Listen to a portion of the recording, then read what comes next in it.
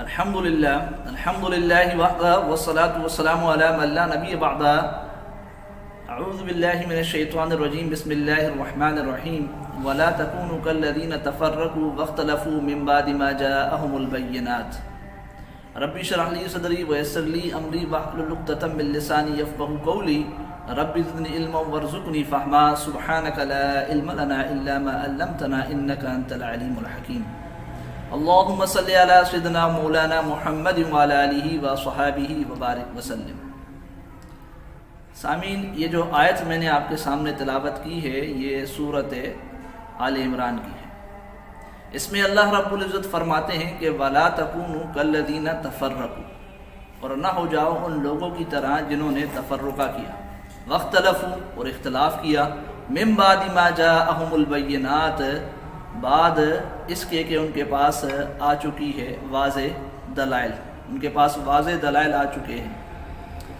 اب یہ جو آیت میں نے آپ کے سامنے پڑھی ہے اس کے اندر تفرقے کی اور اختلاف کی مذمت بیان کی گئی ہے. اب جو لوگ صحابہ کرام کے اختلاف کو برا جانتے ہیں، صحابہ کرام کو نہیں مانتے، وہ اسی آیت کو اٹھاتے ہیں اور کہتے ہیں کہ جی دیکھیں تفرقے کی اور اختلاف کی مذمت بیان ہوئی ہے، اور صحابہ کرام میں تو اختلاف تھا اور تفرقہ تھا، تو وہ صحابہ کرام کا انکار کرتے ہیں. اسی طریقے سے جو لوگ احادیث مبارکہ کو نہیں مانتے وہ احادیث مبارکہ کے اختلاف کو اٹھاتے ہیں اور یہی آیت پیش کرتے ہیں. اسی طریقے سے جو ائمہ کرام کو تسلیم نہیں کرتے، ان کو نہیں مانتے، تو ان کے اختلاف کو اٹھاتے ہیں اور یہی آیت پیش کرتے ہیں. تو پہلے تو یہ سمجھ لیجئے کہ اختلاف کی 3 قسمیں ہیں. پہلا اختلاف ایمان اور کفر کا ہے. ایمان اور کفر کا. ایمان کسے کہتے ہیں؟ تمام ضروریات دین کو ماننے کا نام ایمان ہے. ضروریات دین کسے کہتے ہیں؟ تو وہ عقائد جو آپ علیہ الصلوۃ والسلام سے تواتر کے ساتھ ثابت ہوں، ایسے تواتر کے ساتھ ثابت ہوں کہ مسلمانوں میں علماء تو ان کو جانتے ہی جانتے ہوں بلکہ عوام الناس بھی ان سے واقف ہو، عوام الناس بھی ان کو جانتی ہو، اور عوام الناس جو مسلمان ہیں ان کے اندر بسنے والے کافر بھی ان عقائد کو جانتے ہوں کہ جی یہ عقائد مسلمانوں کے ہیں. مثال کے طور پہ کافروں کو بھی پتہ ہے کہ مسلمان قرآن کو مانتے ہیں، مسلمان نبی علیہ الصلوۃ والسلام کو آخری نبی مانتے ہیں، اللہ کو مانتے ہیں، رسولوں کو مانتے ہیں. تو اس طرح کے عقائد کو کہا جاتا ہے ضروریات دین، اور ان تمام کا ماننا ایمان ہے، اس کو ایمان کہتے ہیں. اور اس میں سے کسی ایک کا بھی انکار کرنا اور اس کی باطل تعویل کرنا اس کو کہتے ہیں کفر.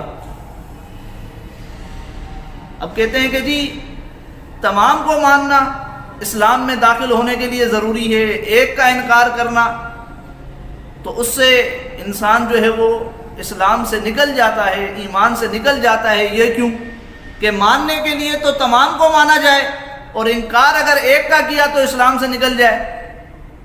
تو اس پر علماء کرام عقلی اور نقلی دلائل پیش کرتے ہیں کہ شیطان نے اللہ رب العزت کے ایک حکم کا انکار کیا تھا. اللہ رب العزت نے کیا فرمایا؟ وَقَانَ مِنَ الْكَافِرِينَ. اسی طریقے سے مسیلمہ کذاب نے ختم نبوت کا انکار کیا، اس کو کافر کہا گیا. اور عقلی دلائل تو دیکھیں، ایک کپڑا ہے، اس کے پاک ہونے کے لیے ضروری ہے کہ اس پر کوئی بھی نجاست نہ ہو، کوئی بھی نجاست نہ ہو. اور اس کے ناپاک ہونے کے لیے اگر ایک نجاست بھی لگ جاتی ہے تو اس پر حکم لگ جائے گا کہ جی وہ ناپاک ہے. یہ نہیں کہ تمام نجاستیں لگیں پھر آپ کہیں کہ جی اب اس کو ہم ناپاک کہیں، ایسا نہیں ہے. اسی طریقے سے صحت مند کسے کہتے ہیں؟ جسے کوئی بیماری نہ ہو، اسے ہی صحت مند اور تندرست کہیں گے نا. اور جسے ایک بھی بیماری ہو گئی اسے بیمار کہیں گے. اسی طرح تمام ضروریات دین کو ماننے کا نام ایمان ہے، اور اس میں سے کسی ایک کا انکار کرنا کفر ہے، کسی ایک کا بھی انکار کرنا. دوسرا اختلاف جو اسلام کے اندر آتا ہے وہ سنت اور بدعت کا اختلاف ہے.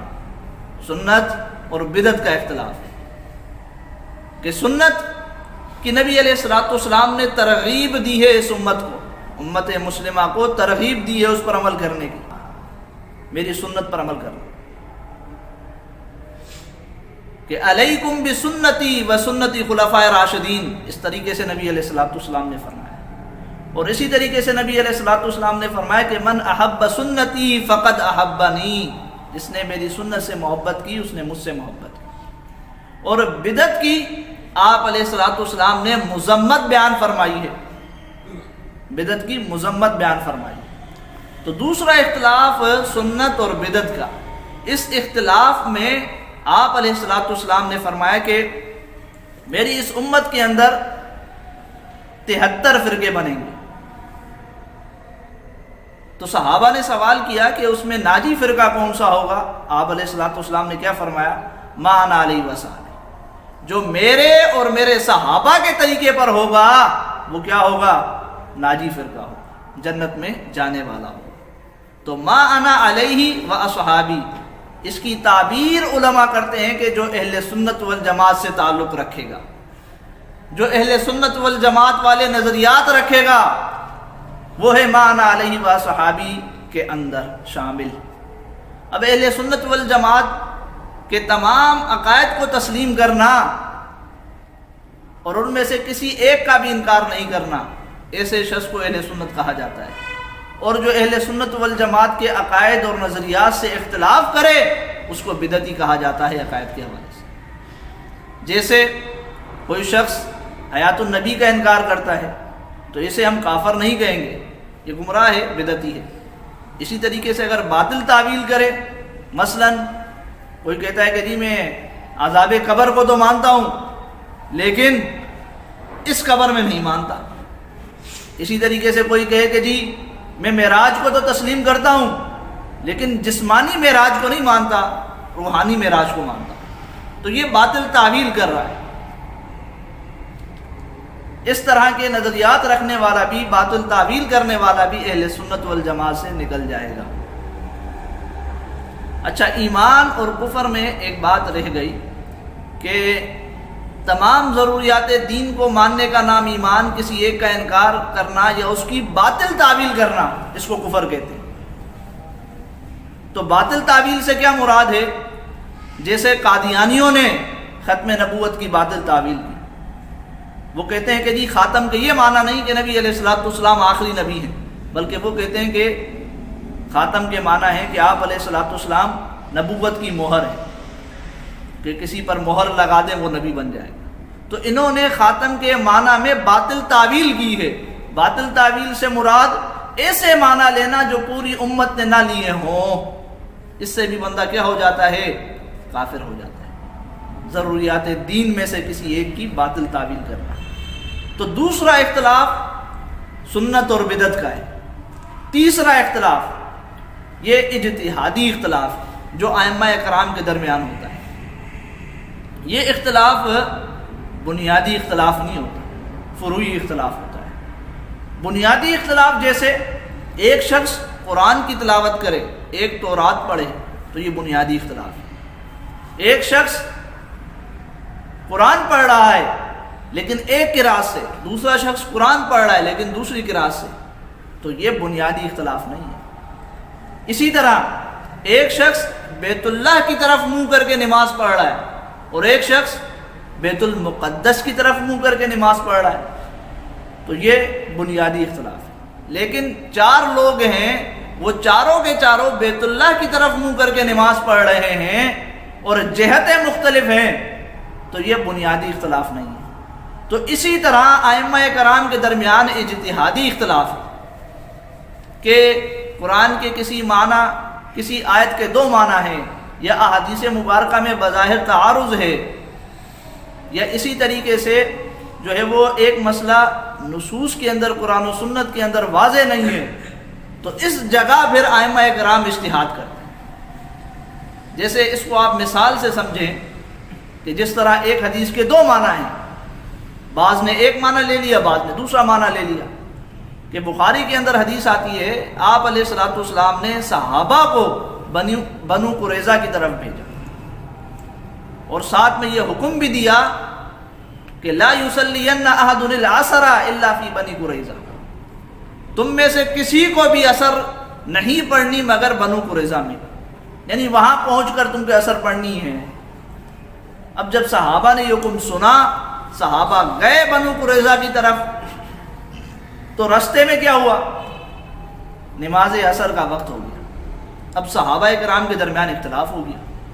بعض نے کہا کہ جی نبی علیہ الصلوۃ والسلام کا مقصود یہ تھا کہ جلدی جانا اور عصر پہ وہاں پہنچ جانا، چونکہ ہم عصر پہ وہاں نہیں پہنچے اس لیے ہم عصر یہیں پڑھیں گے۔ بعض نے کہا کہ نہیں، نبی علیہ الصلوۃ والسلام نے حکم دیا کہ عصر وہاں پڑھنی ہے، ہم وہاں پڑھیں گے۔ اب دیکھو حدیث ایک ہے، معنی مختلف ہو گئے۔ صحابہ کرام کہتے ہیں کہ بعض کہتے ہیں کہ یہ معنی ہے، بعض کہتے ہیں کہ یہ معنی ہے، یہ مطلب ہے۔ نبی علیہ الصلوۃ والسلام کے سامنے یہ بات پیش ہوئی، آپ علیہ الصلوۃ والسلام نے کسی کو بھی غلط نہیں کہا، یہ نہیں کہا کہ تم نے میرے حکم میں، میری حدیث میں اختلاف کیوں کیا، تم نے دو معنی کیسے نکال لی، یہ نہیں کہا۔ تو ائمہ کرام کے درمیان یہ اجتہادی اختلاف ہے۔ تو یہ تین قسم کے اختلاف ہوئے، ایمان اور کفر کا، سنت اور بدعت کا، اور یہ جو اجتہادی اختلاف ہے۔ تو ایمان اور کفر والا اختلاف، اس کی مذمت بیان ہوئی ہے، یہ قابل قبول نہیں ہے۔ اور دوسرا اختلاف سنت اور بدعت کا، تو بدعت کی بھی مذمت بیان کی گئی ہے۔ بدعت کی کیا بیان کی گئی ہے؟ مذمت بیان کی گئی ہے۔ اور تیسرا اختلاف اجتہادی اختلاف، تو اس کی کوئی مذمت بیان نہیں کی گئی، بلکہ نہ اس پہ ڈانٹا گیا ہے اور نہ اس سے روکا گیا ہے، جیسا کہ میں نے حدیث پڑھی آپ کے سامنے بخاری کی۔ اب یہ جو آیت ہے جو میں نے آپ کے سامنے پڑھی کہ وَلَا تَكُونُوا كَالَّذِينَ تَفَرَّقُوا وَاخْتَلَفُوا مِن بَعْدِ مَا جَاءَهُمُ الْبَيِّنَاتُ، اس کا تعلق کون سے اختلاف سے؟ اس کا تعلق یہ سنت اور بدعت کے اختلاف سے۔ علماء کرام فرماتے ہیں چونکہ آگے اسی آیت کے ساتھ دوسری آیت ہے کہ یوم تبیض وجوہ وتسود وجوہ، کہ بعض چہرے قیامت والے دن روشن ہوں گے، بعض سیاہ ہوں گے۔ نبی علیہ الصلوۃ والسلام سے پوچھا گیا کہ اے اللہ کے رسول، جن کے چہرے روشن ہوں گے وہ کون ہوں گے؟ تو آپ علیہ الصلوۃ والسلام نے کیا فرمایا کہ ہم اہل السنت والجماعت، وہ اہل سنت والجماعت ہوں گے۔ نبی علیہ الصلوۃ والسلام نے یہ فرمایا۔ تو یہ جو آیات تفرقہ کی مذمت میں آئی ہیں، اس سے مراد علماء یہ لیتے ہیں کہ جی اہل سنت والجماعت کے نظریات کو تسلیم کیا جائے، ان سے اختلاف نہ کیا جائے، ان سے جو کٹتا ہے پھر وہ فرقہ بن جاتا ہے،